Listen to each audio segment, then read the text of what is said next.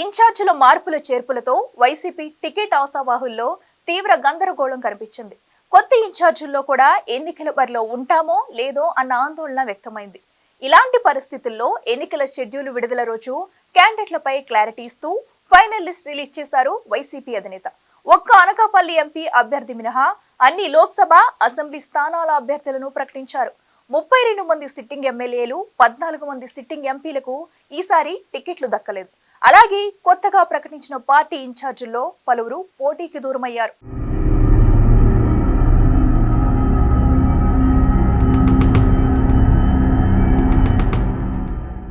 AP CM YCP అధినేత YS Jaganmohan Reddy వచ్చే assembly ఎన్నికలు, లోక్సభ ఎన్నికలు 2024లో పోటీ చేసే అభ్యర్థుల జాబితాను ప్రకటించారు.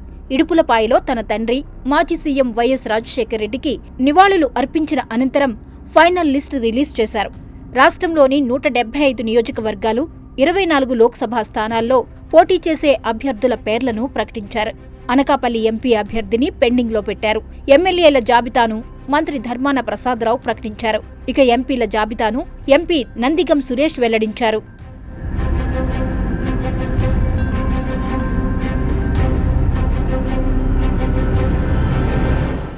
సామాజిక సమీకరణాల ఆధారంగా 175 శాసనసభ, 24 లోక్సభ స్థానాలకు అభ్యర్థులను ఎంపిక చేసినట్లు వైసీపీ నేతలు పేర్కొన్నారు.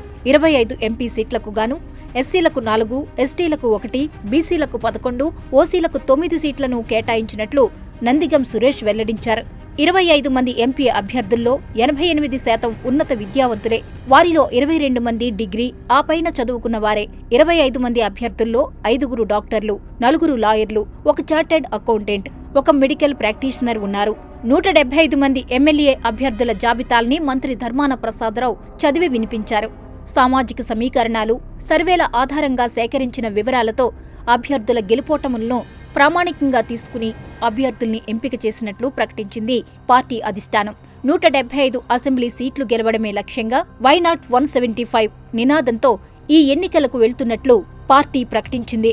వైసీపీ ప్రకటించిన జాబితాలో సామాజిక సమీకరణాల విషయానికి వస్తే ఎస్సీలకు 29, ఎస్టీలకు 7, బీసీ సామాజిక వర్గాలకు 48 సీట్లు కేటాయించారు.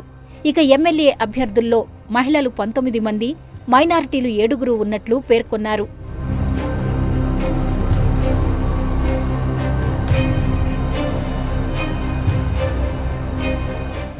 అభ్యర్థుల ప్రకటన సందర్భంగా వైసీపీ అధ్యక్షుడు జగన్ మాట్లాడుతూ ఈ అభ్యర్థుల జాబితా చరిత్రలో నిలిచిపోయే ఘట్టమని వ్యాఖ్యానించారు. రాష్ట్రంలో మహిళల కోసం ఎంతో చేశామని, వారికి ఎంత సామాజిక న్యాయం చేసినా అది కూడా తనకు సంతృప్తి ఇవ్వడం లేదని, రానున్న రోజుల్లో మహిళల కోసం మరిన్ని మంచి కార్యక్రమాలు చేస్తామన్నారు. ఈ స్థాయిలో మార్పులు చేయగలిగిన ధైర్యం ఎవరికీ ఉండకపోవచ్చని, వైసీపీకి ఇంత ధైర్యం ఉందని, ప్రజల మీద ఆ మేరకు నమ్మకం ఉందని పేర్కొన్నారు. దాదాపు 81 స్థానాల్లో ఎమ్మెల్యేల మార్పు, 18 ఎంపీ స్థానాల మార్పు జరిగిందని, దాదాపుగా 50% స్థానాల్లో మార్పులు చేశామని, ఇది కూడా చరిత్రలో నిలిచిపోయే ఘట్టమేనన్నారు. ఆడవాళ్లకు కూడా ఇంతకు ముందు కన్నా బెటర్గా చేశాం, కానీ ఇది కూడా నాకు ఇంకా సంతృప్తిని కలిగించడం లేదు. బహుశా నెక్స్ట్ ఎలక్షన్లకు వచ్చేసరికి దీనిని ఇంకా వేగంగా కూడా అడుగులు వేయించే కార్యక్రమం చేస్తూ ఉన్నాం. 200 స్థానాలకు 24 స్థానాలంటే 12% అక్క చెల్లెమ్మలకు ఇవ్వగలిగాం.